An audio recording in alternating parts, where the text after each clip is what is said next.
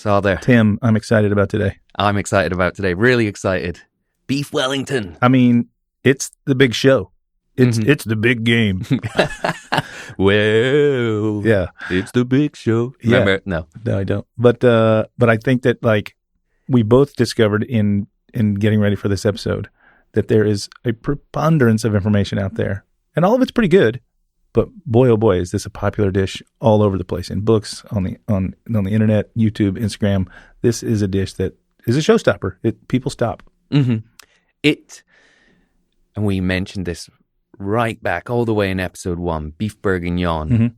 This, I think, stakes a reasonable claim as being the most viral dish when it comes to Instagram, YouTube, TikTok, people sharing it online.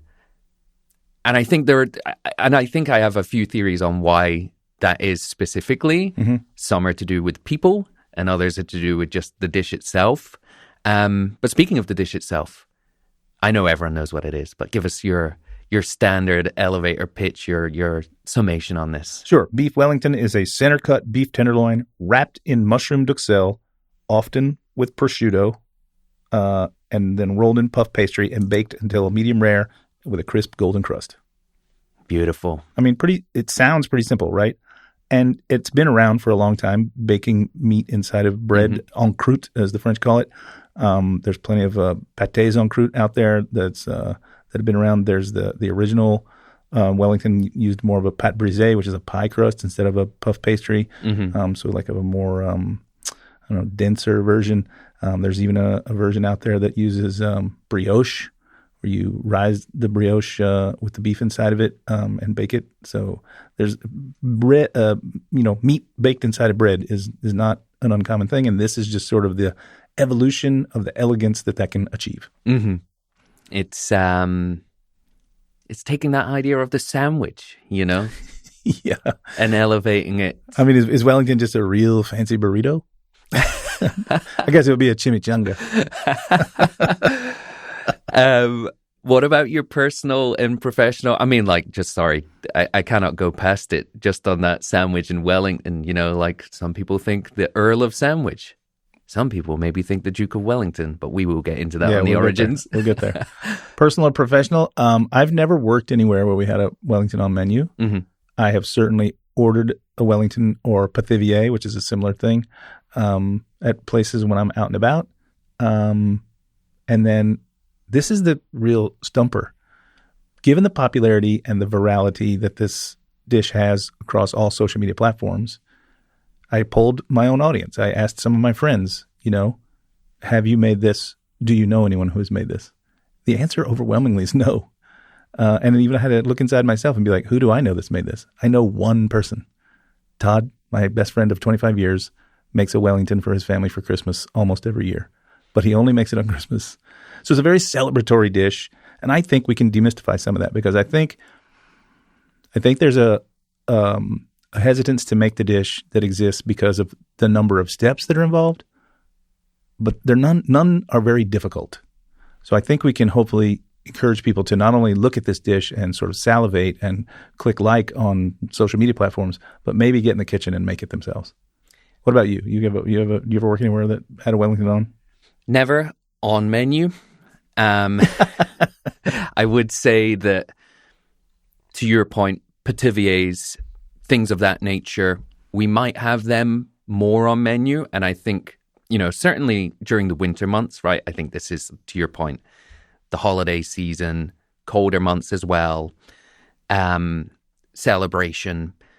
Pithiviers we would generally do as single serving things. Mm-hmm. That's the kind of difference right there. Because I never worked in a restaurant that was tasting menus. And I think if you're going to have this as part of on offer for guests, just because of the very nature of how you cook it and potential wastage, you need to know how many guests are coming through, that evening. And you can be like, okay, we are definitely going to sell 45 of these tonight or serve 45 of these tonight. Mm-hmm. Whereas if you have it on the menu, I think there are components of it that make that really tricky on an a la carte perspective. Although, in saying that, one of the people who's closely associated with it has it at many of their restaurants now, and I think that's just because they know they're going to get through it. And but yeah, it's not. I've cooked it though at home, not a million times, but and again, very much. I believe it was the last time I made it was during the pandemic and around the holiday season, Christmas. So I think for me, again, professionally, I've never had Wellington specific on the menu, but we've had other items on the menu. And certainly when my time as a butcher, we made just an absolute mountain of pâtés en croûte of different variety, which is, again, super similar, but they're cousins. Yeah. It's not the same. Well, speaking of cousins, how about we get into the parent of this dish? All right. Who you got? The French sort of prototype that evolved into it, or was the starting place. As you say, en croûte is a type of cooking, a preparation that has been employed for a long time. Starts in French as filet de bœuf en croûte, French for beef fillet in a crust. The duxelles, the mushroom preparation that you mentioned, that has a story as well about how that came into it. So if we think of just filet de bœuf en croûte as being beef wrapped in pastry, and then we get these certain elements that are added to stop moisture seepage into the puff pastry, right? That being I think the whole tension of this dish is how do you get your mushroom, your pastry, beautifully golden brown and shining, and not overcook the meat inside, but also not be served soggy, right? You need color on the pastry, texture, no sogginess, and no gray overcooked beef inside. I think those are your three big things. So one of the ways people, like you said, those crepes or duxelles mushrooms, those are said to have been invented or created by a 17th century French cook named François-Pierre Lavarenne, and named for his employer, the Marquis d'Uxelles. Right. Said to have been created by and named after, but again, there's no real documentation that confirms that. The British name, or the anglicization of the name, Beef Wellington, because it could just be beef fillet in a crust. The main theory and romantic version is that it was named for Arthur Wellesley, Wellellesley, the first Duke of Wellington, who beat Napoleon at Waterloo in 1815. Us Brits do love celebrating various whatnot. various Trafalgar Square, we got the Battle of Waterloo. Sources such as the Encyclopedia Britannica do repeat that claim, but again, that connection is unproven, and no sort of origin cook or place has ever been named for that. The other candidates for why the name, simply a tribute to the Duke, or that the browned pastry loaf resembles a Wellington boot, but I don't really get that. Like most of my wellies I've ever had have been green. I was about to say that, I don't know the colors, but that one weirdly seems kind of plausible to me in more the sort of Italian nomenclature way. One of my favorite amari is called Ciocciaro, and the woman on the label of the bottle is wearing a certain style of sandal that is known as a Ciocciaro. Well... And then there's the same thing with ciabatta, right? Ciabatta is supposed to look like a shoe. So instead I maybe see this bready thing having a name after a shoe. Well, let's be honest. I mean, forget the color, because that doesn't make sense to me. But yeah, the shape of a Wellington boot, it very much looks like the pastry wrapped around the Wellington without the fancy lattice that a lot of people add and does look good. That seems plausible to me. Anyway, I just, we this does pop up a lot in our research for these episodes, especially classic dishes, where I always lament how I feel like the English language isn't as full of colorful or whimsical nomenclature. So I can see it. Weirdly, I can see it more than naming it after a guy whose name just happened to sound cool or whatever, Maybe it's two steps removed. Maybe the boots are named after him and this is named after the shape of the boot. Yeah. Beyond just where the name comes from and the origins, I actually think a more interesting aspect of this story is where it's gone, where we've arrived at now, speaking to that virality and just the popularity of this on Instagram and stuff. This seems to start in the 2010s and beyond. And the one person we can point to who's involved in so many ways is Gordon Ramsay. Yeah. I mean, he should be the official spokesperson of the beef Wellington. This is his signature restaurant dish. He teaches it on Masterclass. And the "it's raw" meme has just taken on a life of its own, and just memes of Ramsay in general, shouting at people, idiot sandwiches and whatnot. Donkey, you donut. So that's taken on a life of its own. So much so that in a 2024 interview, Ramsay joked that his own mother had sent beef Wellington back at one of his restaurants claiming that it was undercooked. Nice. But so, it goes from being something associated with Ramsay, and Ramsay has so many TV shows, right? So it's the emblematic dish of Hell's Kitchen, both the show and his restaurants, because it's so easy for it to fail in plain sight. It's kind of like the souffle that we talked about on a recent episode too. Once that thing goes in the oven, it's out of my hands. It's success or failure. Yeah. And there's not really a lot you can do, which is brilliant for TV. Sure. Creates a lot of tension and drama, that's for sure. Yeah. Top Chef ran a 2023 episode billed as Battle of the Wellingtons. Oh. Very creative on their part. MasterChef leans into it as the skills test. So you go from TV personality, celebrity chef. It is synonymous with him. He brings it onto TV. And what do then we love doing in the modern social media age? People bring it onto the newer platforms, which are Instagram, YouTube, TikTok. In 2023, a YouTuber called Nick DiGiovanni. I've seen him around, but I don't actively follow him.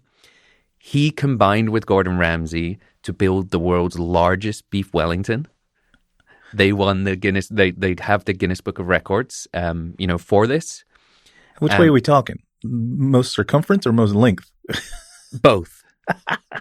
They had 40 pounds of beef that they glued together using meat glue. Sure. And cooked using sous vide. I can't remember the total end cooked weight, but it was likened to an 8-year-old boy in terms of the weight of this thing. Anything but the metrics. And, 56.79 pounds it was. Okay. Roughly 18 times the weight of a normal beef Wellington. And in 2024, I thought this was very nice. A self-taught 13-year-old from Phoenix posted a from-scratch Wellington that pulled in over 1 million views, and Ramsay reacted on camera and invited him to Hell's Kitchen to try his version. And he just posted on the post, like, check your DMs. Imagine Ramsay just showing up. Yeah. 13-year-old boy.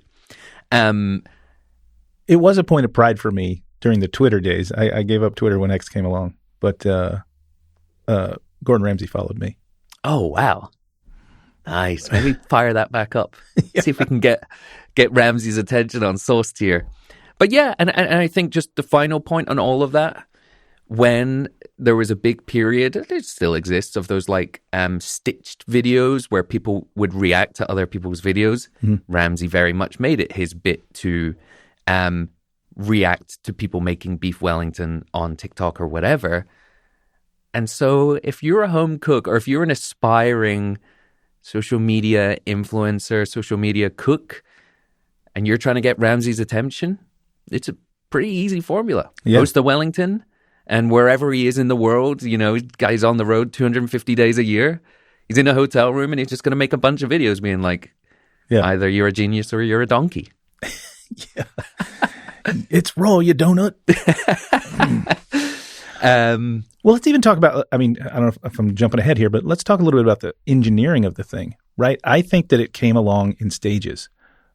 As you mentioned earlier, beef en croûte was likely in the beginning just meat inside of a crust. Yeah. And probably pretty gray and probably overcooked and texturally a nightmare or whatever. But, this was probably in its earlier stages, it was just sustenance. It was just, we have this, we're going to make this. The addition of the duxelles, the addition of then, pate of some kind, if using the addition of the Parma ham, the crepes come into play. All that is now creating insulation around. So if it was just bread and meat, the meat's going to be gray. There's no way to get the bread done. We create an insulating layer or 2 or 3 and some moisture barriers at the same time. Then that's how we can get the outside cooked and the inside not overcooked. Right? Totally. It's a feat of engineering is what it is. Totally. Yeah. And it's patch fixes at every step along the way versus reimagining from the ground up and saying, actually, cooking beef in pastry doesn't work because it's always going to be soggy. It's like, okay, no, how can we fix these? And I find that fascinating that we would strive for that. Mm-hmm. Final question for us to answer before we take our first break today, Sother. Mm-hmm. Is this a prince's or a pauper's dish? There's no question. This is a prince's dish. Every piece of it is expensive and laborious and, real butter in a puff pastry. The beef itself is the center cut of the tenderloin, a pretty expensive cut. Duxelle of mushroom. Mushrooms are pretty dear, especially depending on variety. And then to cook them down to really reduce them is to even make them more expensive. By the pound, basically. This is and all the technique involved. Like this is Prince. This is a dish you're going to see at celebrations and at big parties. And a final thing we haven't even touched upon, just because there's so much to get into with the beef Wellington. Yeah, we're deglazing at various stages of cooking with alcohol. Oh, sure. Yeah. So that's not also expensive. Yeah. Right, expensive, and the alcohol's not in there to tenderize or to cook. It's to bring opulence and yeah. And then, there's plenty of versions out there that also involve truffles. You know what I mean? What are we going to do? We're going to make our dough with saffron in it? Like how much further can we go? It's worth its weight in Wellington, folks. That's right. All right, so time to take that first quick break. Yep. And then we'll be back with the culinary luminaries. Can't wait.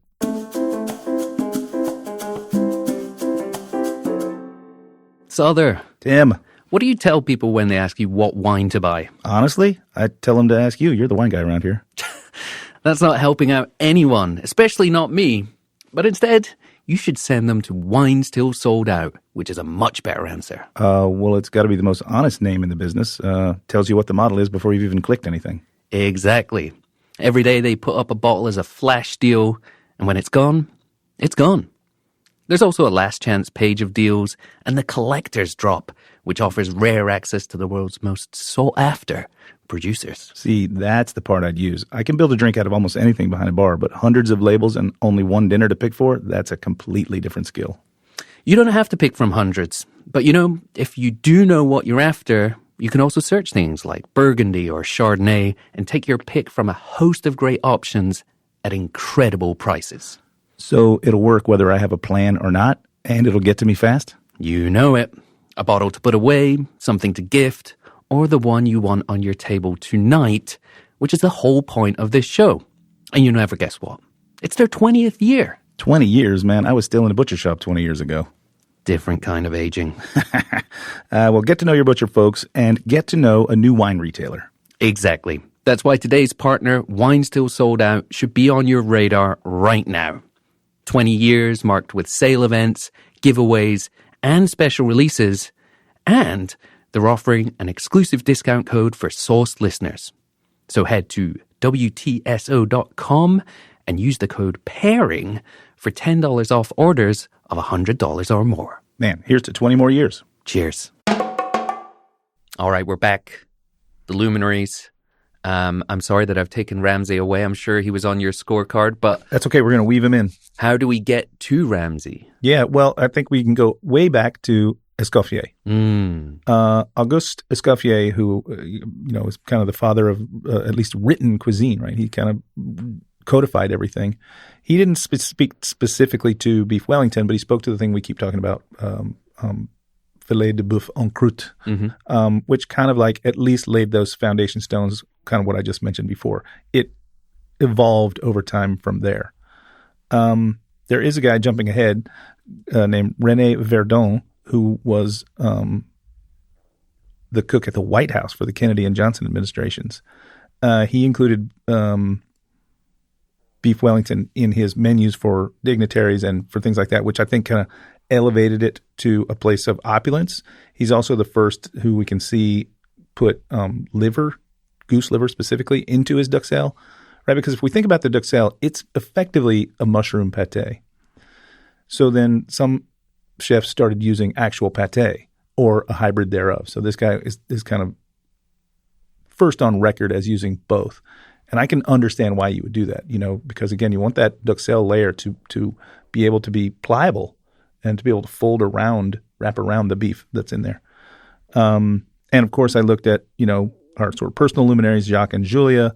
Julia, her approach was more the beef en croûte, and she did a brioche one as well, but she never really delved entirely into what we know as today Wellington.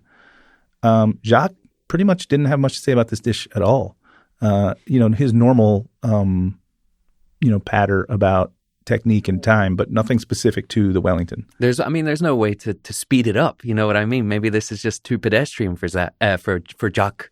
Pedestrian or the opposite, too opulent, right? He couldn't make it, reach the audience that he was engaged with so greatly. On Julia, sorry, just for a second, the brioche approach is not something I've ever tasted. Mm-hmm.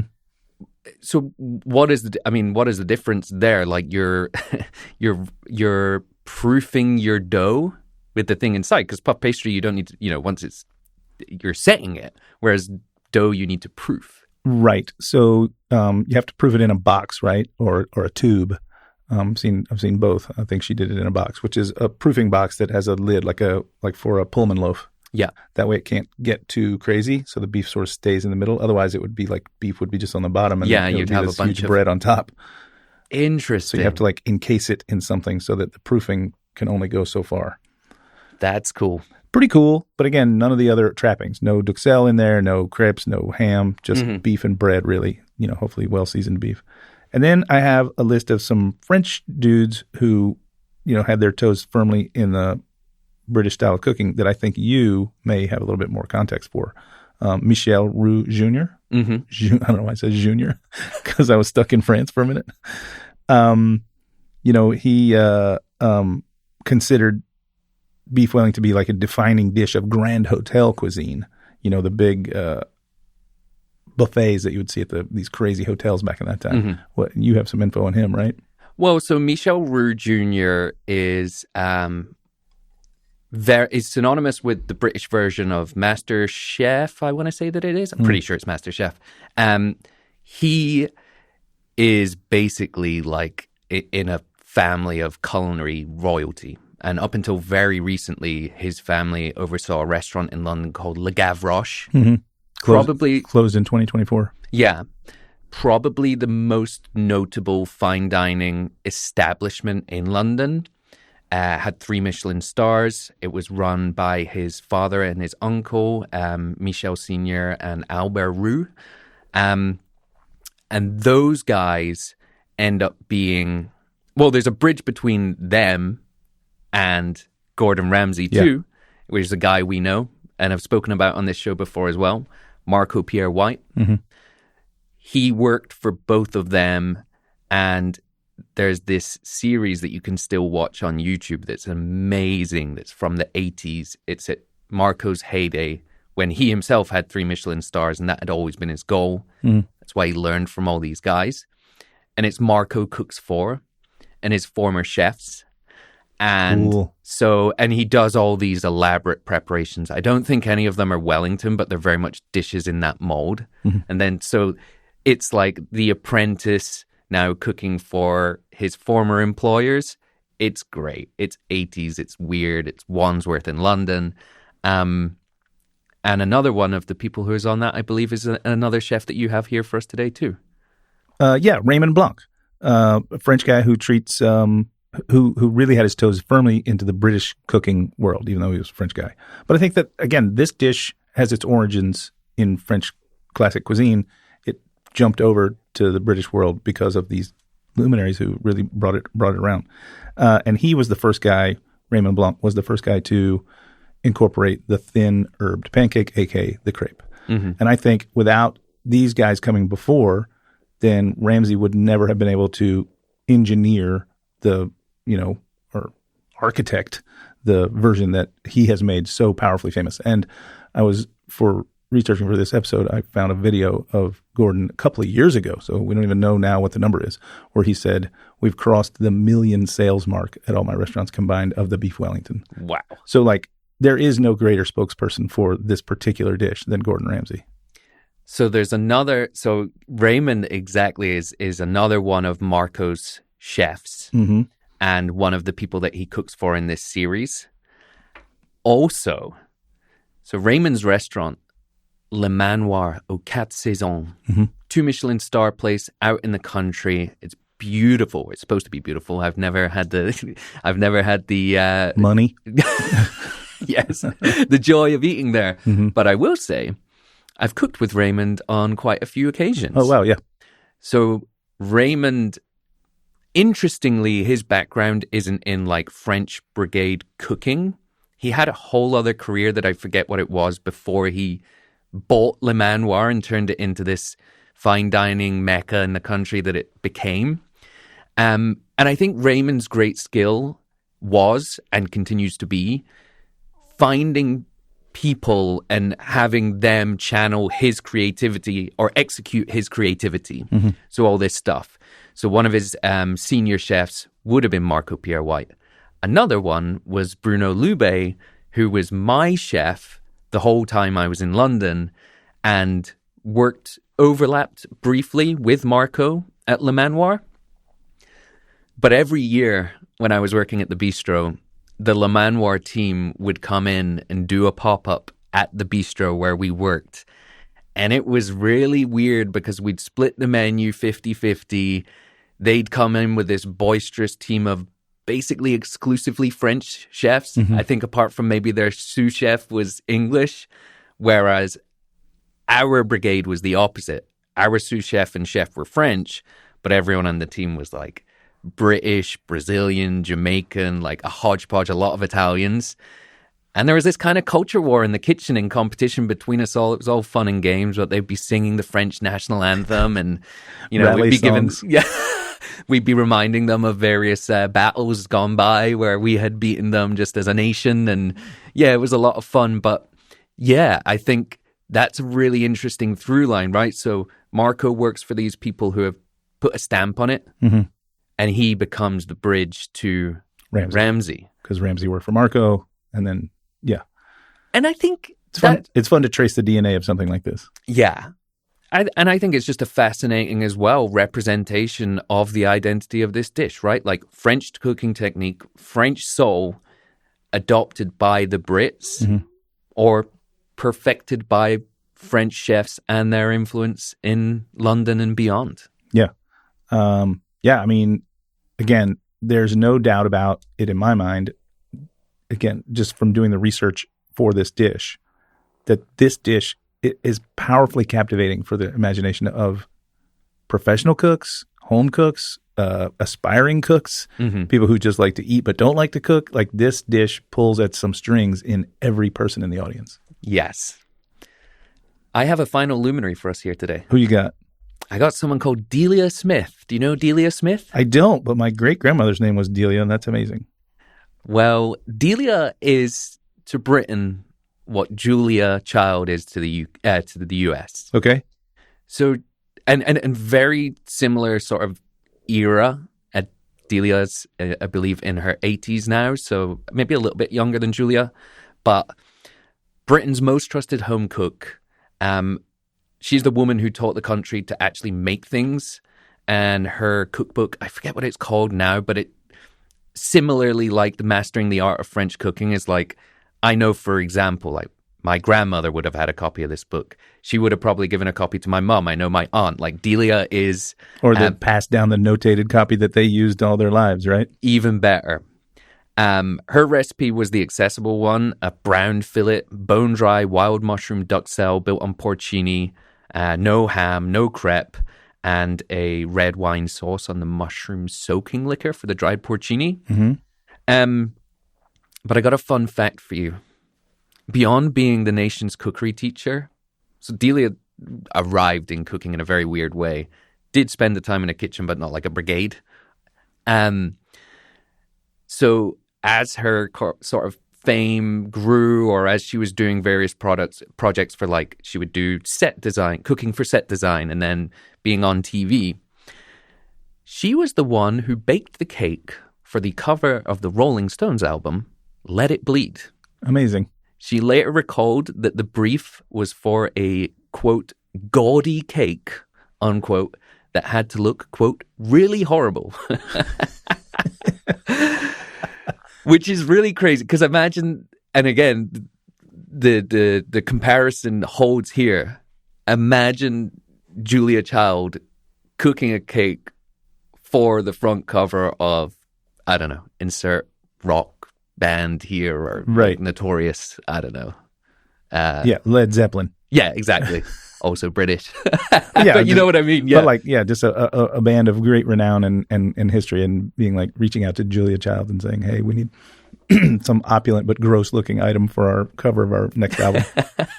How did Delia feel about that? You know, like, was it an honor, or was it like, why do you want me to make something ugly? All in a day's work for Delia. Yeah, I think, yeah. You know, just another paycheck. All these different assignments. Get that bag, Delia. Trust me, she's done well. She's done well for herself. Mm-hmm. Well, that's my final luminary for us today. But that was our Porco fun pudding fact of the day. Pudding. I use pudding in the British sense. I understood.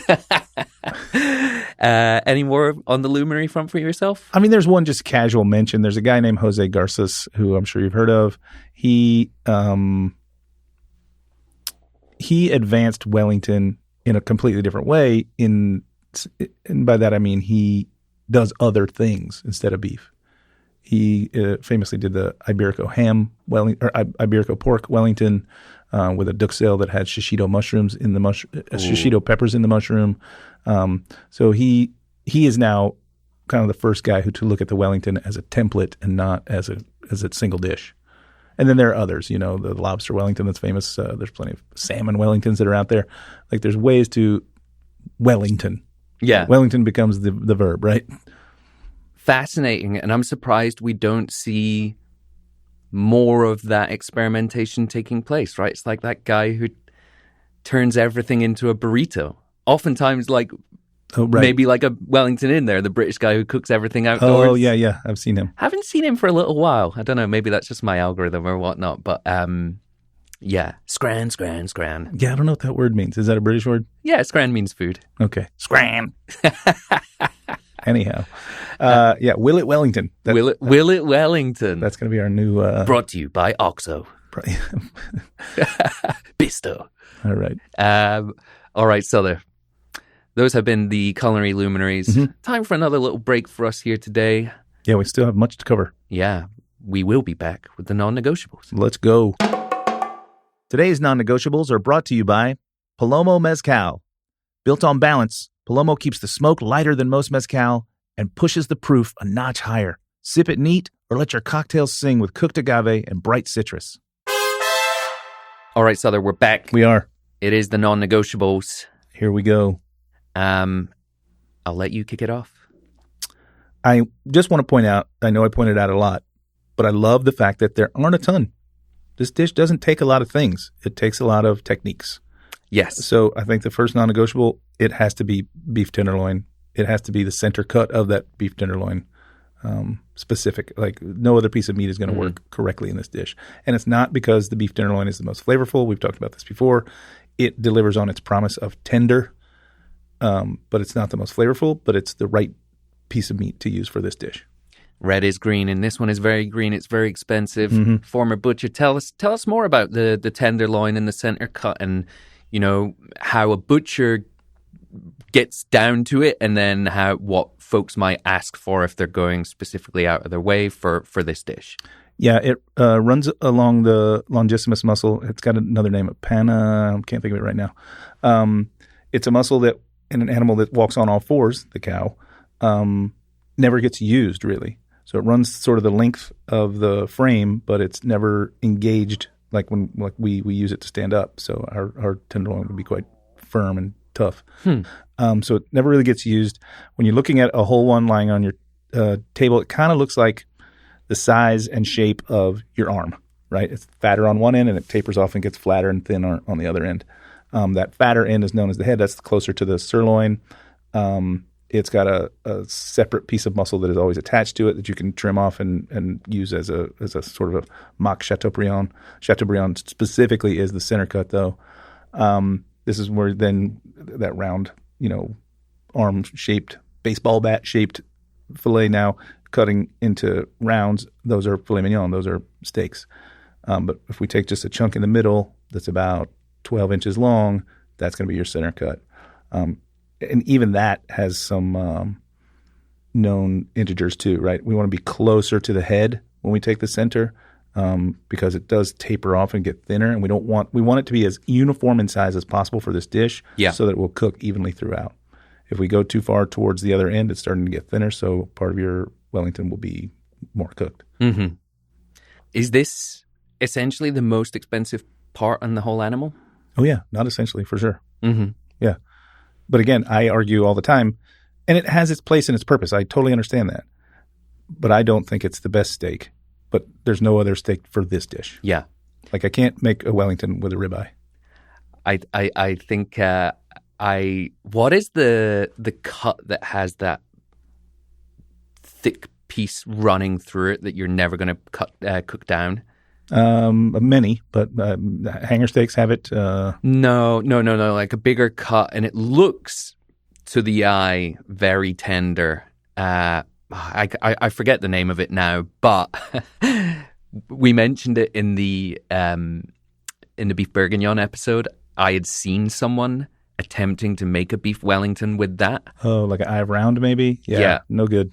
Presumably to save a little bit of money. Oof, mistake. And this thing came out looking great. Oh yeah, but you had that graininess. You can see that run of, sinew. Thank you. I was looking for the word sinew. Thank you. Sinew running right through it that's never going to cook down. Yeah. So the bit of a failure there. Anyway, I think of the non-negotiables, that is the most important one. Yeah. This is specifically center cut, closer to the head, beef tenderloin, about 12 inches long. My first non-negotiable, puff pastry. Okay. After beef, sorry. Yeah. Mm-hmm. I know, like you said, there are the other pastries that people use. I see some people continuing to use them more the pie dough that I just don't think works for this. Mm-mm. Brioche, as we said, cool but not classic. Mm-hmm. What are your thoughts on the relative merits of making or buying puff pastry? I think for a dish like this, you're already going to be a little bit nervous about so many of the steps going into it. Let's buy some real butter puff pastry and make sure you look at your labeling for that. Real butter. Yes, no margarine. There are ones on the market that are not all butter, and they probably work perfectly fine for some uses, but go for the real butter ones. There are bakeries in your town, and we talk about getting to know your butcher all the time. And your liquor store and your wine som. Like let's get to know these people. There are bakeries all over your town that sell croissants, and they're making their own puff dough. There's a good chance if you ask them nicely, they'll sell you some puff dough, so you don't have to get the stuff out of the frozen counter. But again, puff dough is just butter and flour manipulated in a certain way to make it do what it does. So frozen stuff isn't necessarily bad, but make sure you're getting one that's all butter. Mm-hmm. I totally agree. I'm all butter is a non-negotiable for me, but I'm not going to the hassle of making this. I think for a few different reasons. A, your baker is always going to do a much better job of this. Mm-hmm. And it's not like you're buying, the extent to which some people care about this, a finished product. There's still a lot of work that needs to go into the puff pastry mm-hmm. for this dish. Mm-hmm. That doesn't make sense. And then, just to speak briefly of the process for anyone listening who's not familiar with it. So you start by manipulating your butter into a uniform square. Yep. Separately, you make your dough with flour and water, salt. And that then needs to be rolled out into also a uniform square, but I think butter is 4 by 4 inches and the dough is 7 by 7 inches. You place your butter within that square, but turned, help me out here, so it looks like a diamond. Sure, 25-degree angle. 25-degree angle. And then you close it like you're folding a letter with the 4 points. You close those in, seal it nicely, and then the whole process of working with puff pastry, right, to create those layers, the things that croissants and make croissants and whatever look so magical. We're talking about laminating and doing folds and rolling. They're called letter folds, is it? Yeah. Basically, once you've got that square, you're going to park that in the fridge for a bit to let it firm back up. And when you pull it out, you sort of literally beat it with your roller to thin it down a little, and then you roll it. Once you've got it rolled out, you fold it in thirds, almost like you fold like a towel to put in your linen closet. And then you roll that out, and you do that a second time, and then you let it rest again. Mm-hmm. You need to give it rest every time so that it can hydrate the dough. And then what's happening here is now you've created a math problem or a math solution. I don't know which way you want to go with this. But each time you do this trifold and roll and trifold again, you're creating these crazy layers. And it's only 4 or 5 turns of doing this, and you've got over 700 layers. Yeah. And what happens is butter, which also has water in it, when you finally get to the point where you're going to cook this thing, the water evaporates and creates steam, which creates lift between each of these layers. So suddenly you have this thing that these layers become, layered. Mm-hmm. They puff up, and that's what puff dough is. Totally. So it's an absolute pain to work with. When I've been on the pastry section at the bistro, I used to hate it. I used to like it a lot more when we were buying in the blocks of puff pastry, high quality, like we say. And really, the question for me as well is beyond the satisfaction of having made it from scratch. Mm-hmm. I mean, what? Are you making your butter? Right. Are you sifting down your, are you milking the cow? Are you milling your flour? You know what I mean? It's like, and there's no loss. There's no quality gain from doing it yourself beyond satisfaction, I think, right? If you're buying a high quality puff pastry dough, it's all good. It's all goodness in there. Yeah, I agree. I don't think you have to make this. I think it's one of those things where the curiosity might be overwhelming for you at some point, that you need to make puff dough for yourself just to see. Do it once. Yeah, and then go find a reputable source of purchasing it.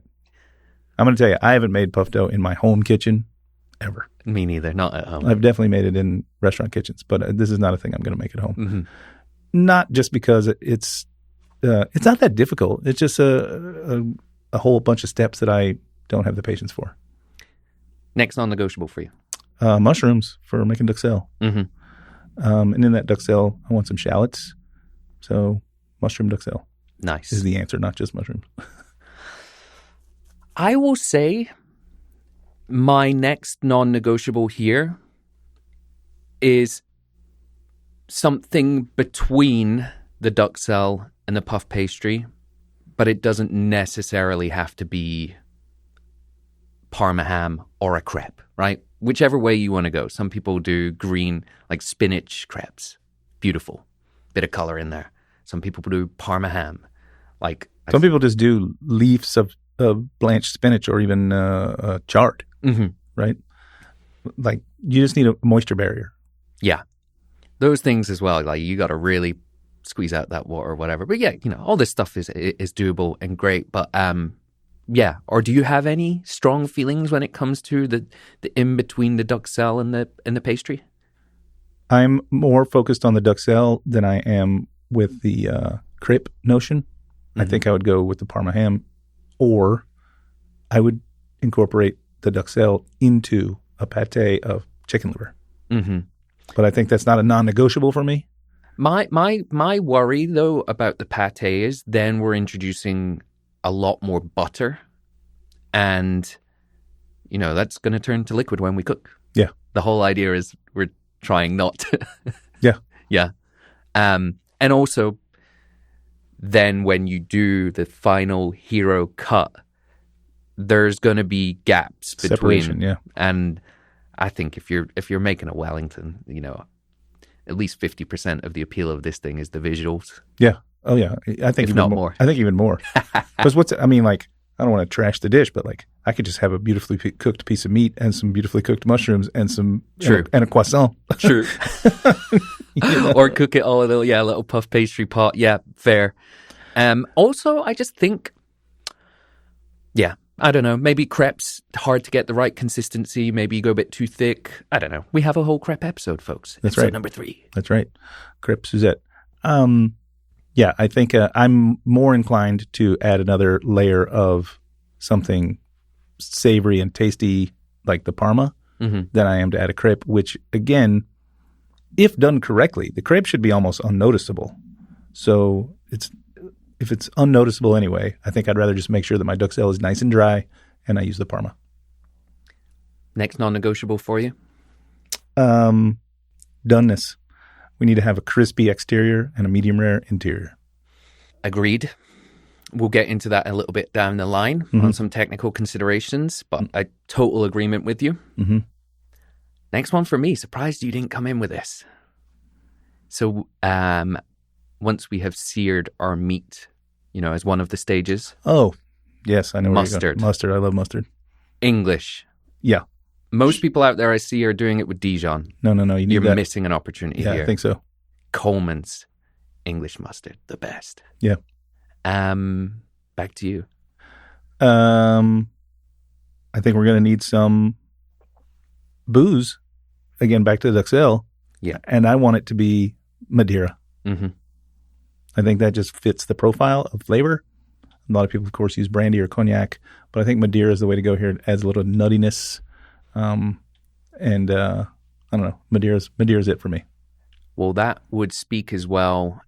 Interestingly, Madeira being Portuguese, but the sauce historically that was served alongside this in the filet de boeuf en croûte, and after the invention of the duxelle, it was a sauce de Madeira. It was Madeira sauce. So, it's interesting because you would assume when you think about cuisines that countries lean into what their country has to offer. So you would assume, why aren't you going cognac? But, the French being great, I don't know, chefs, just like Madeira is where it's at with this and might not be ours.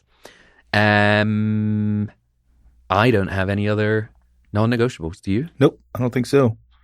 Again, a pretty short list. I can't believe I skipped over mustard. Wow. Just checking my notes to make sure I did, and I did. I've completely skipped it. Wow. But it has to be there. The mustard connoisseur. Yeah, I know. Wild. All right. So I think that's basically all of the other ingredients covered as well, too. I mean, there's sides to talk about eventually. Let's talk about a couple of science points here that I want to get. Ooh, science. Or technical considerations. All right. Number one being, we mentioned one of the first stages is going to be searing your beef and resting. You only want to get like a really hard sear on it because, like you said, you want this to be medium rare. Yeah, really hard sear, browning on the outside, but you're not really trying to cook the thing. How do you feel about doing this sous vide? I only came across one so you're saying cook the meat in advance. Mm-hmm. I only came across one example of that, and they didn't use sous vide, which shocked me. It was Chef Steps. You know that website? No. They did their Wellington by searing it and then putting it in a low oven to achieve a certain temperature while they made the rest of the mise en place, and they put it together, and it looked gorgeous. Mm-hmm. It came out to the right temperature. It was amazing. So I can see some merit to doing this, especially if you're doing, as we're talking about, the full Wellington, multiple servings, not just an individual one like Ramsay does. I could see it, but you still got to brown it. Yeah. Oh, no, totally.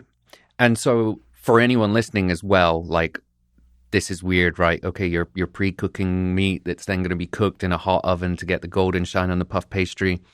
The key to this dish, right, is when you put it in the oven, when you're cooking it, that you're browning the pastry, warming the meat, to a serving temperature. Right. And a beautiful jus and sauce is going to be your friend on that front too. But you're not cooking it anymore. Right. Or if you are cooking it more, it's to the point where you're getting it perfectly medium rare. Mm-hmm. I think the way I'm leaning on this is if I'm going to go to the effort of trying to make a perfect or an amazing show-stopping Wellington, and if I have that option for complete control, so I've done the hard sear, I vac pack it, I cook it for 2 or 3 hours on a very low temperature to make sure and know that I'm getting perfectly medium rare. Mm-hmm. I think I'm going to take that. I'm going to take that opportunity and I'm going to say, yeah, I like the extra control that sort of adds me. I'm not saying it's a non-negotiable for everyone, but I feel like it's a useful tool.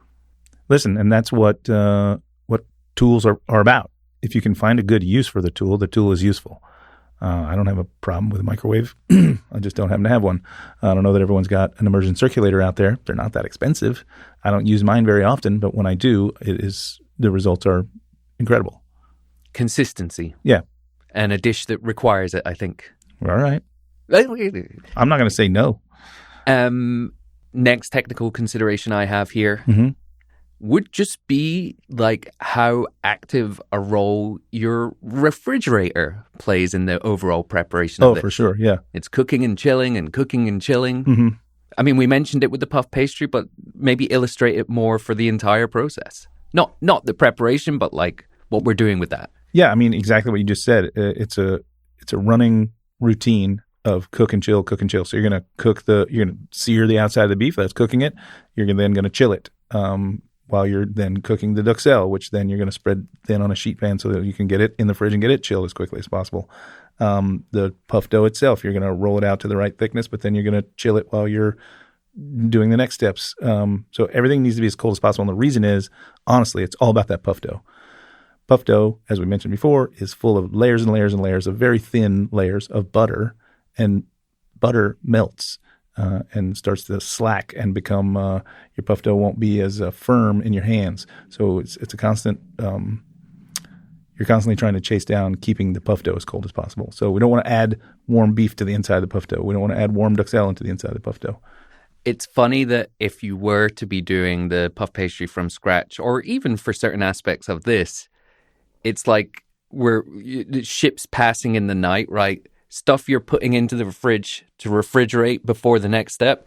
And the puff dough, you have to bring it up to room temperature before you can work with it. So you're almost doing the opposite. You don't want to get it too warm, right? But you cannot work with it properly straight out the fridge. It's just not going to be your friend at all, and it's not going to end well.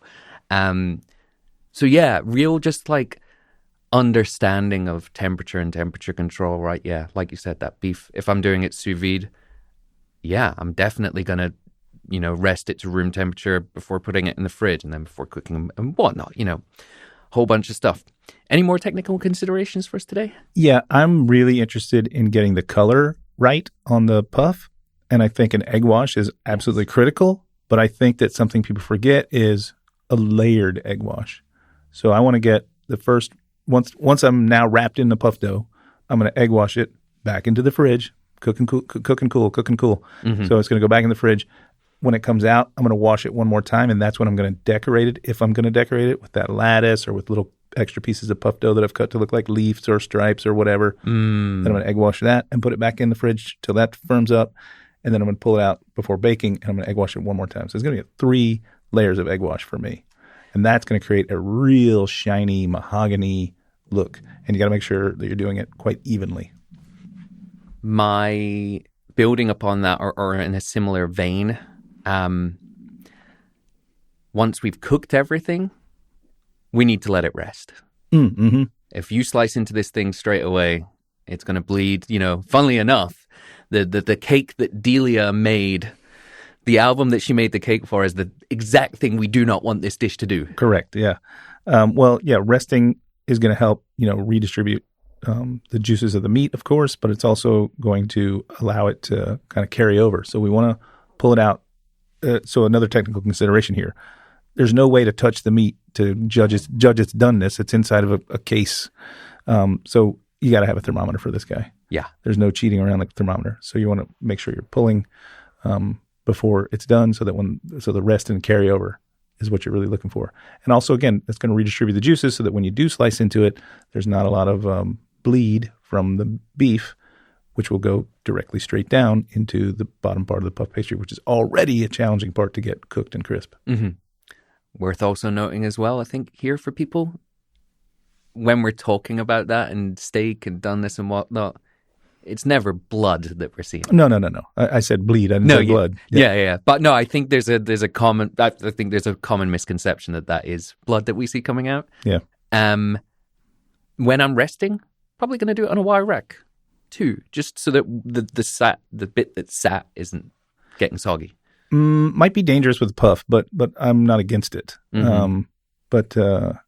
We're gonna pull this thing around 115, which seems low. But because it's encased in a thing, it's going to have more carryover than if it were just a roast. Mm-hmm. Because you put this whole thing in an oven, but then the thing itself is its own little oven. Mm-hmm. So the heat is going to stay for longer and continue to rise. So I would pull this at around 115. Interesting. No more technical considerations for me here. Yeah. I think there's one last one I would throw in there as a technical point. Make sure you have a long enough serrated bread knife when it comes to slicing. Yes. Your sharpest knife is still not going to be your friend when you're cutting through a layer of puff and mushroom and ham and beef. You're going to sort of crush it a little. You want a very gently sawing motion through the puff first, and then you'll feel your knife hitting all the other things, and you can slide it longer.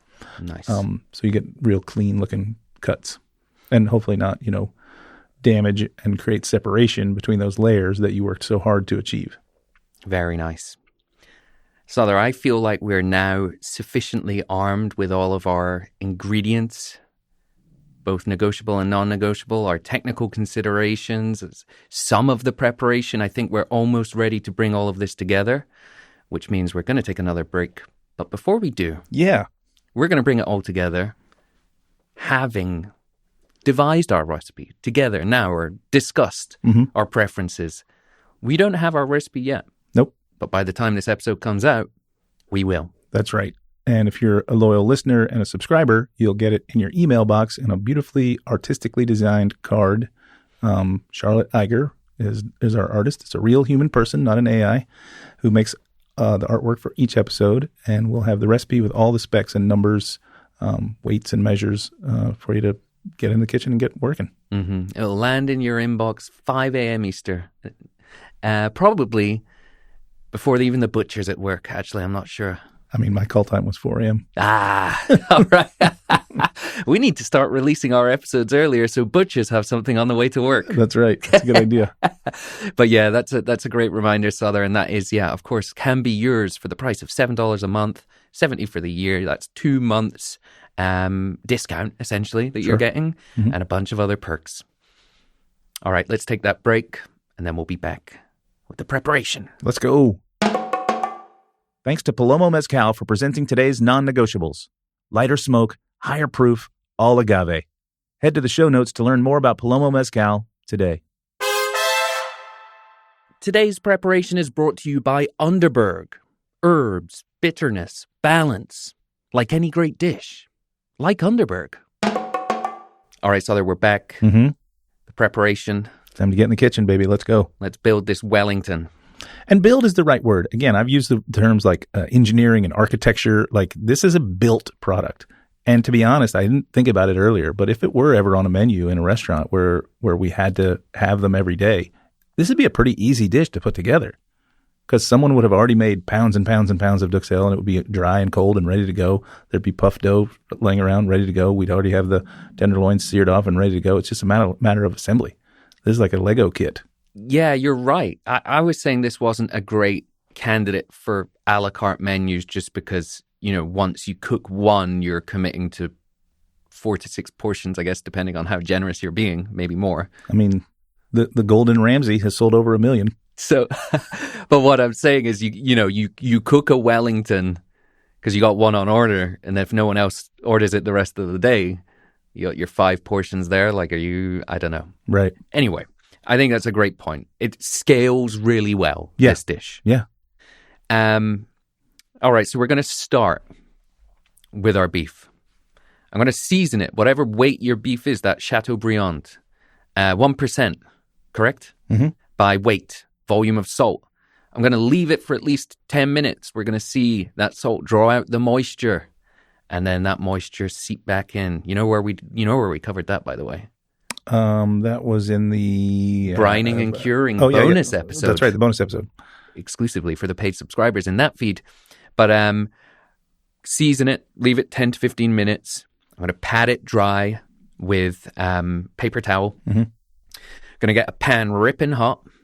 I'm going to use either a high smoke point neutral oil or, as I saw some people doing, clarified butter, which is not going to burn. Or tallow. Tallow. Ooh, very nice. We're going to get a very hard and fast, colorful sear on all edges. Then I'm going to sit that. I'm going to rest until it gets down to room temperature.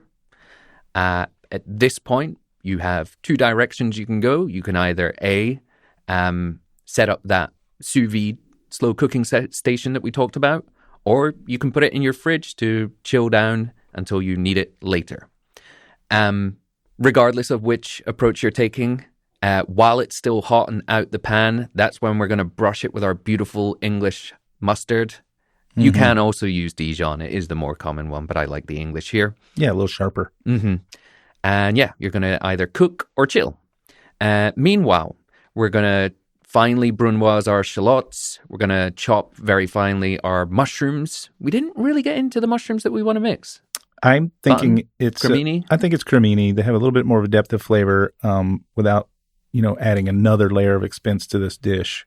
And then, I also would say, because of the way that it's going to result in the end anyway, I'm just throwing my shallots and mushrooms and some thyme right into the food processor. I'm not brunoising this thing. Fair play. Yeah, good knife skill practice, but ultimately you're pretty much right there. So if you're doing it that way, you're going to get everything into a pan. I'm going to cook this in butter because this is where I'm going to get my richness from. Mm-hmm. And I'm going to put that in a pan, cook it. I'm not going to touch it because we're looking to get Maillard reaction, browning, flavor, and we're looking to get rid of the moisture. So you got to leave that thing. The more you play around with it, the longer it's going to take, the harder it's going to be to get that nice Maillard, our Maurice Maillard favorite, mm-hmm. friend of the show, both Maillard itself and Maurice, our chef. Mm-hmm. Then we're going to deglaze with Madeira, and then we're going to cook that right down. We're going to take it out the pan. We're going to season that, obviously, as well, while we're cooking it. Those mushrooms, that's going to help dry out that moisture. Going to get it on a plate or a tray or whatever, spread it out very thin, get it in the fridge, chill it down. I'm going to commit us to the Parma ham too. I think we're making a lot of stuff for this as well. So in the meantime, I'm going to pull out my plastic wrap. I'm going to shingle out my Parma ham. I'm going to be looking like I'm a kind of a builder or a joiner here, like building a wall of Parma ham. Slight overlap, but not too much. You don't want to go too thick on this. Then we're going to bring out our cold, three things. I'm going to have brought out my puff pastry first to come up to something approaching room temperature to make it more pliable. Then I'm going to do my Parma ham step. Mm-hmm. Then we're going to bring out our dry duxelles. We are going to thinly line that on top of our Parma ham. We're going to pull out our chilled beef with its beautiful mustard exterior. We're going to put that on top in the middle. And because we're doing this with plastic wrap and mm-hmm. whatnot, I just realized we don't want to be bringing out the puff pastry earlier because we want to ideally let this all chill and set again as well, because that's going to be our friend. Sorry, folks, there's a lot of different stages to building this dish. So yeah, we're going to wrap that all up into a nice tight cylinder. You're going to, be using the plastic wrap to help you roll it, but it's also going to tighten itself and come into a uniform cylinder. Like you said about the beef, uniform is our, is the goal here. It's key. Getting that back in the fridge, chilling it down, letting it set again. When we're happy with that, when we're good, at that point, we are going to pull out our puff pastry, maybe 15, 20 minutes before we think we're going to need it. Roll that out once it's come up to temperature into the right shape. Get on our cylinder, our Wellington Sands pastry that we've nicely prepared. Take that out of the plastic wrap, put that in the middle. We're going to roll up in the puff pastry. And then, as you mentioned earlier, we're going to decorate either with the lattice structure, which requires a special tool for. Well, first, remember, we're going to egg wash and cool again. Oh, yeah, sorry. Yeah. Then we could take some puff dough and either make a lattice or cut some leaf shapes, are pretty common, or just even thin strips that we can just lay over the top and have it, be striped or what have you. Again, pull it out from the fridge at that point, layer those things onto it, egg wash once more, put it back in the fridge so that egg wash can sort of seep in and make it's almost like a lacquer you're making.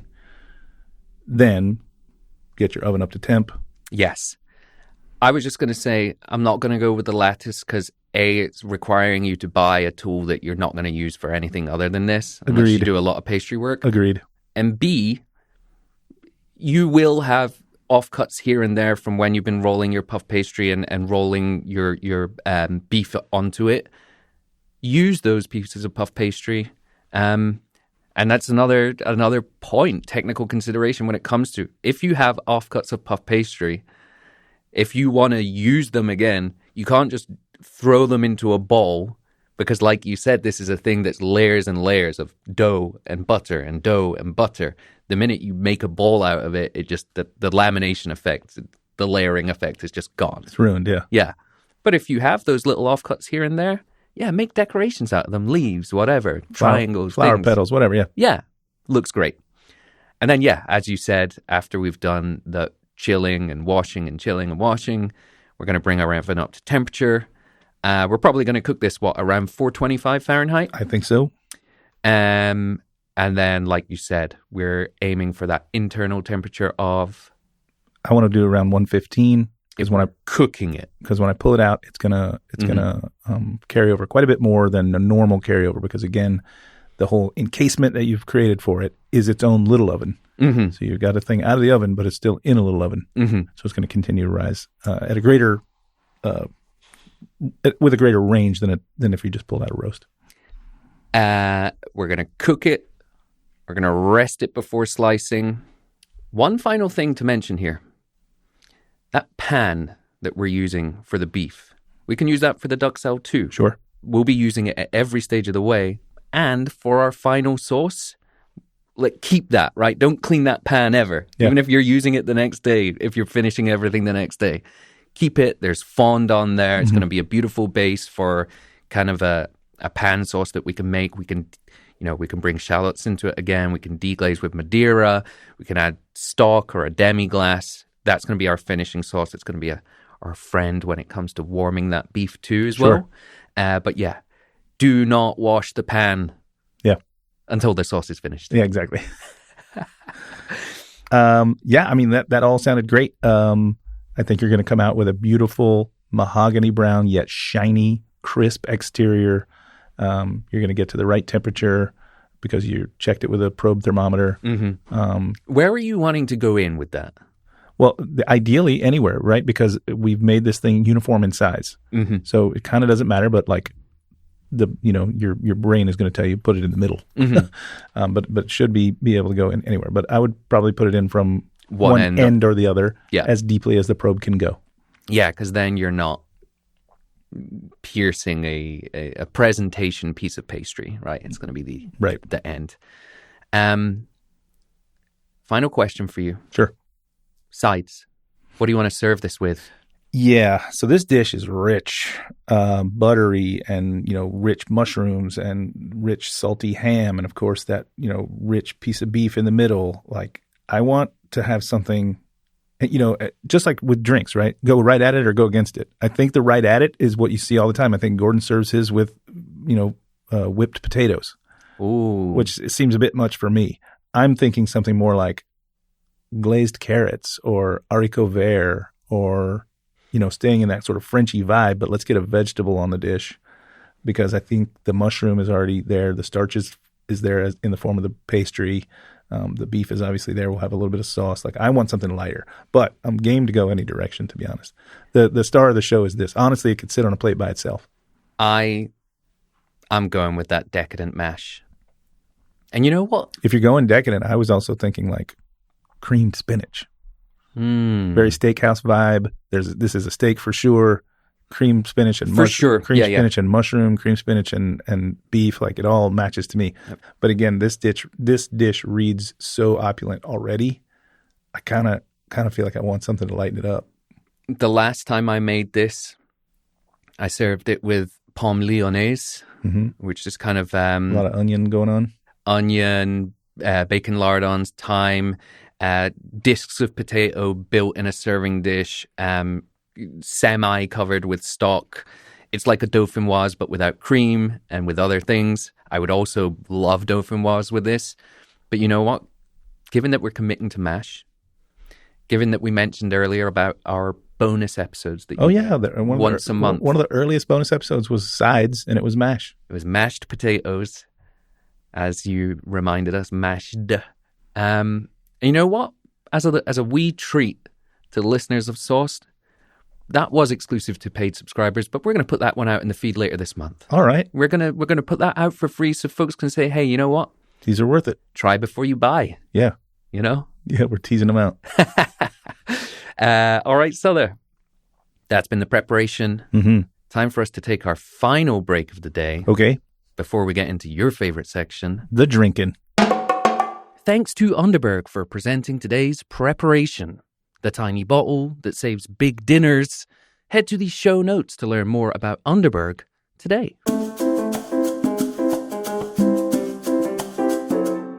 All right, Sother, we're back. We are. The pairings.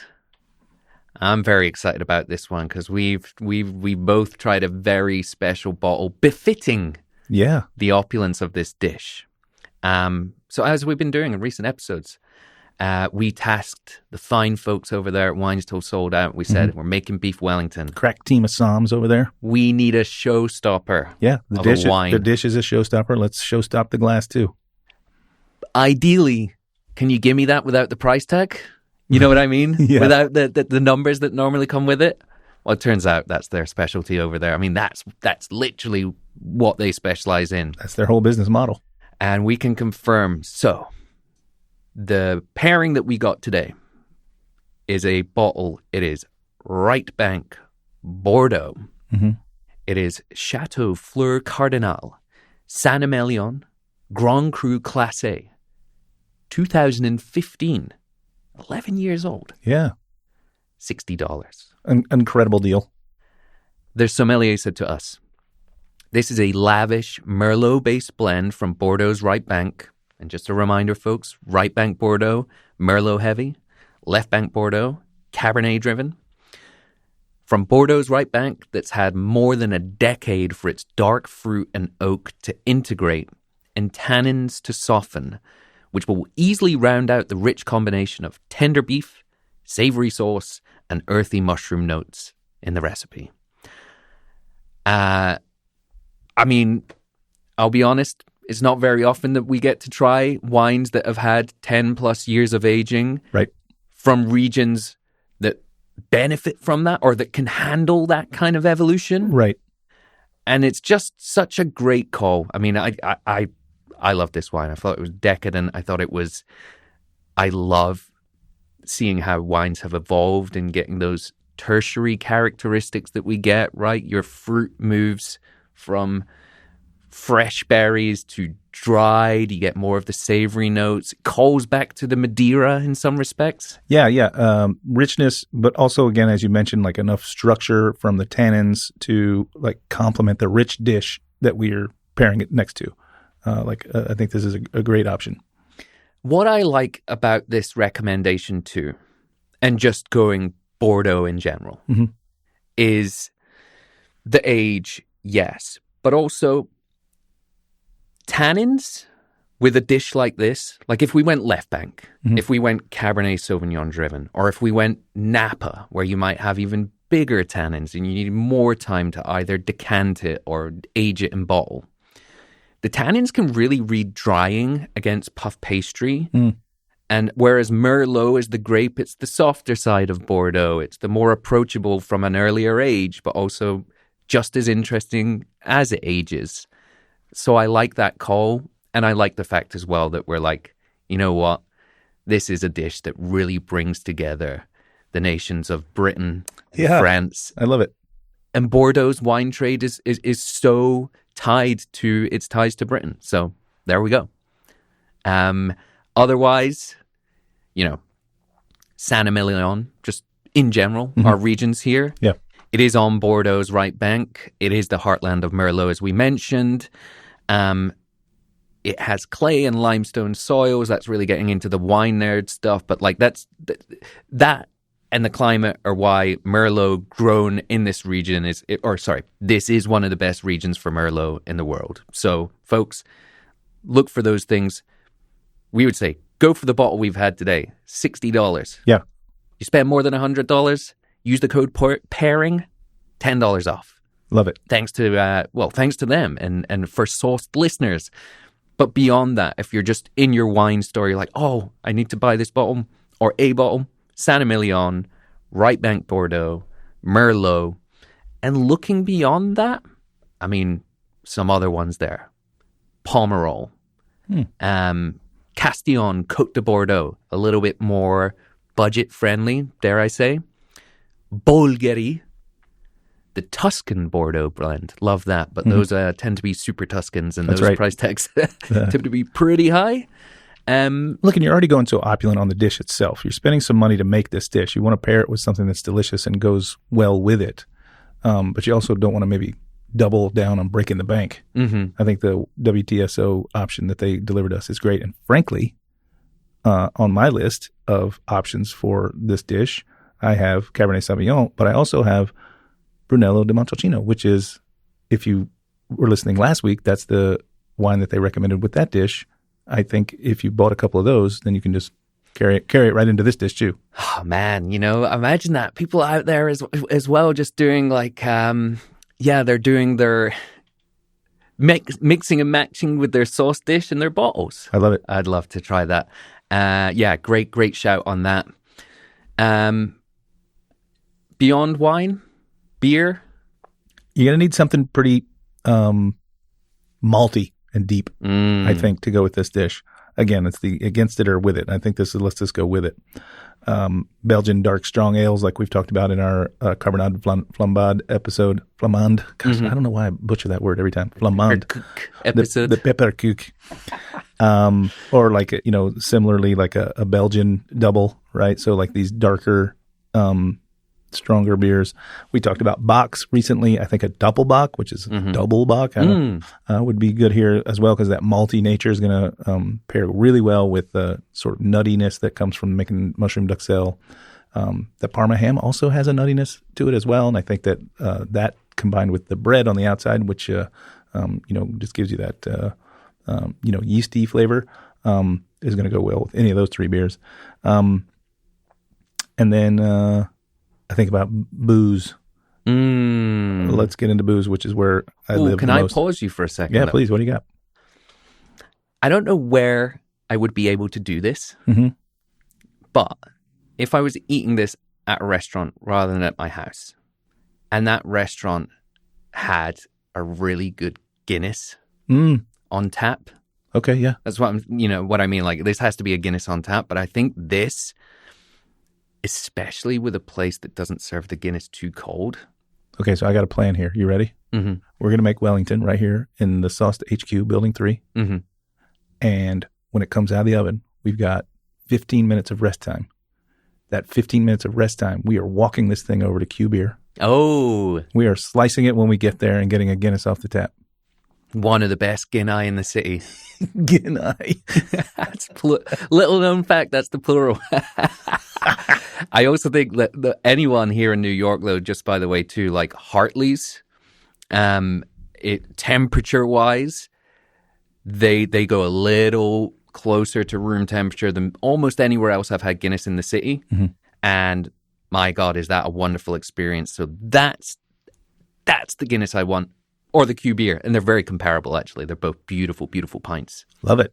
Now we got a plan. We're going to be running across Brooklyn with a tray of Wellington in our hands. And we're going to have to feed other people. So we're going to make a big one. Oh, yeah. And we're going to slice. Maybe we'll beat Ramsey's record. Well, I don't. Yeah, we're going to sell 1 million. No, 40 pounds of stitched together. Make a huge one. We should set this up. Sounds fun. Ours could weigh as much as a 9-year-old. Oh, yeah. Anything but the metrics. I think this is a fun. We should do this. This just sounds fun. We'll let them know, of course, in advance, and we'll have maybe 10 slices if we slice them thin. We'll have a little gravy boat full of some Madeira sauce, and we'll get the bar to line up with Guinness. We'll get the bar to line up with Guinness. Get at least 10 score Guinness. We'll make an event out of it.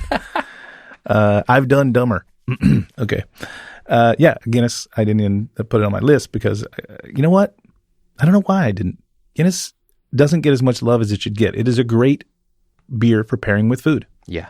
In fact, there are many dishes that use Guinness in the preparation. Steak and kidney pie. Mm-hmm. I don't give it enough love, I think.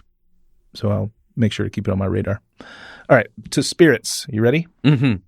I'm thinking something like a Rob Roy would go great with this dish. Ooh, classic cocktail. Classic cocktails. I'm thinking a nice restrained old-fashioned.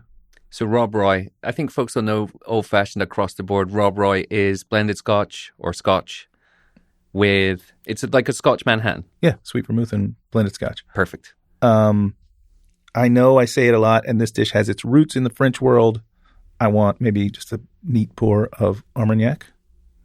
I think that goes brilliantly well with the duxelles and with the sauce that we're going to make and with the pastry and, of course, the beef. But I think for my choice of drink to create for this, I want to make a Manhattan with rye whiskey, overproof. Let's go at least 100 proof on the rye whiskey, so 2 ounces into my mixing vessel. And then instead of sweet vermouth, an aromatized fortified wine, I'm going to use the same Madeira that we used to deglaze the mushrooms. And then here's where it's going to get a little bit tricky. So 1 ounce of that. And then, so it's a standard Manhattan, 2-to-1. And then here's where it's going to get a little bit of tricky. I have, as you know, at my fingertips, all the bitters. And I have one that I love. It's from a company called Miracle Mile out in California, and it's called Candy Cap. Candy Cap is a mushroom. Ooh. So it's a mushroom bitter. So I've got the Madeira that's in my mushroom duxelle. I've got a mushroom bitter that's going to back that up too. Now, I know that's a little tricky for most of you listening. I have, ultimate reach when it comes to bitters. But there's a more common one that I think you could get a hold of, which would make this drink just as delicious. Walnut bitters. The many makers that make it, it's pretty common. You can find it anywhere. Nice. So if you can't get a hold of the Candy Cap, which I recommend, then get a hold of at least some walnut bitters. And also I realized that Candy Cap mushroom bitters are pretty specific, and maybe it's not worth your time to buy, $20-something bottle of this and not know when and where you're going to use it again. Although delicious in a standard Manhattan, we've used it in a lot of different drinks. So anyway, 2 parts of the whiskey, 1 part of that Madeira, to 2 dashes of the bitters, whichever you choose, either the walnut or the Candy Cap mushroom. Stir this, serve it up in a coupe or Nick and Nora style glass, and I think it needs no garnish.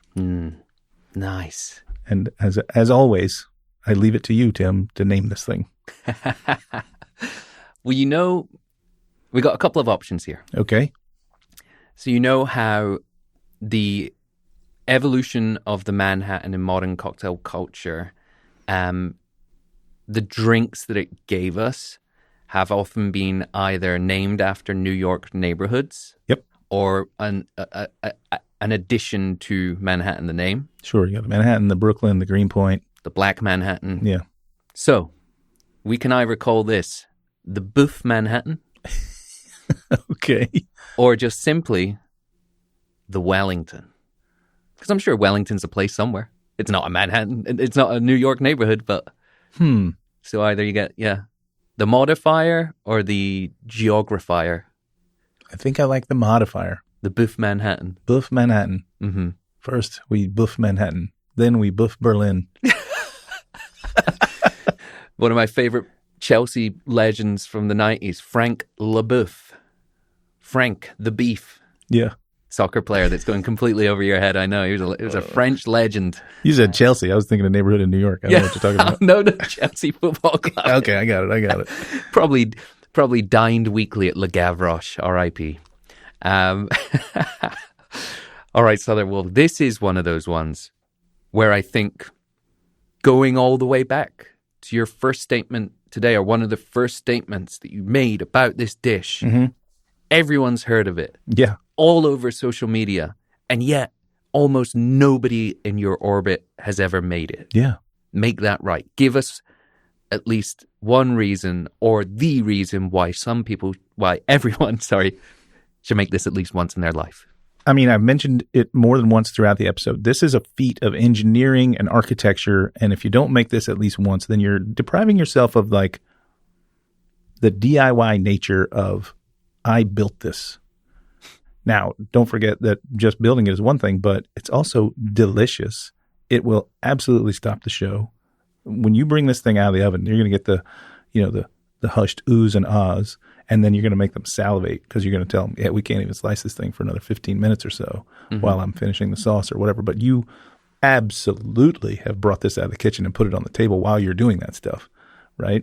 You want their mouths to water. So I think it's a great example of how to construct something that's going to be powerfully impactful to your guests and your friends, because you're not making this for yourself. This isn't just a Tuesday night dinner. This is somebody's birthday or a holiday. And you're going to, come away with a lot of skills that you can translate into other things. But the bottom line is it's going to be really fulfilling to make that first slice. Mm-hmm. That first slice is going to be nerve-wracking. You're going to maybe be a little bit shaky.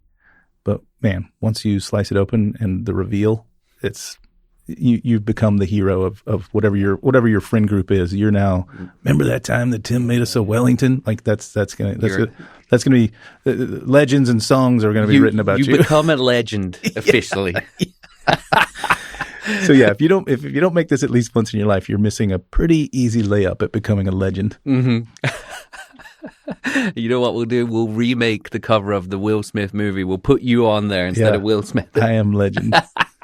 I tell you what, you're coming at it why people should make it. Mm-hmm. I'm going to come at this why they should be less afraid than they are.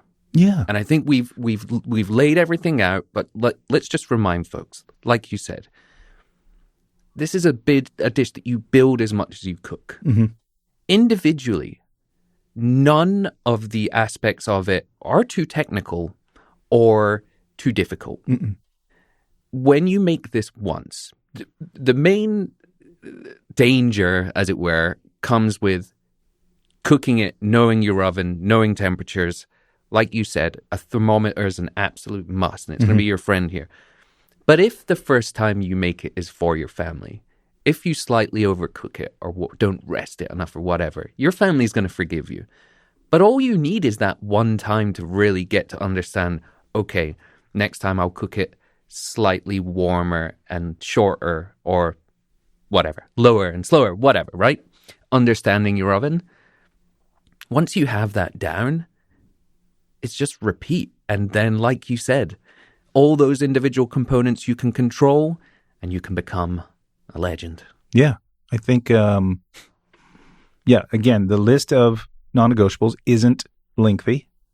The techniques aren't difficult to master. It's just that it's a whole bunch of them stacked on top of each other all at once. It makes it feel daunting. Yeah. It's not. You have control over every aspect of it as well. You're the one putting stuff in and out of the fridge. Mm-hmm. There's nothing to be worried about. Yeah, I think, we're a little over 6 months into the show now, and what I'm realizing is that our job here is to, of course, encourage people to cook with booze and drink with food. But it's also to demystify and take a few of these things off the mantle that are, for reasons unbeknownst to me necessarily, somewhat terrifying to the home cook. Mm-hmm. Just get in there, have fun. Fantastic. All right. One last thing for us to do today. What's that, buddy? Time to put on the apron. Break out the shaker. And let's get cooking. And drinking. Cheers. Cheers, buddy. Sauced is recorded and produced by The Coaster, an independent podcast network based in Brooklyn, New York. Huge thanks to Charlotte Ager for designing our show logo as well as the beautiful illustrations on our digital recipe cards. And thank you to George Miata for composing our awesome theme music. Duxelles. Big thanks as well to all of our partners on today's episode. Please head to the show notes to check them out. We truly couldn't make this show without their support.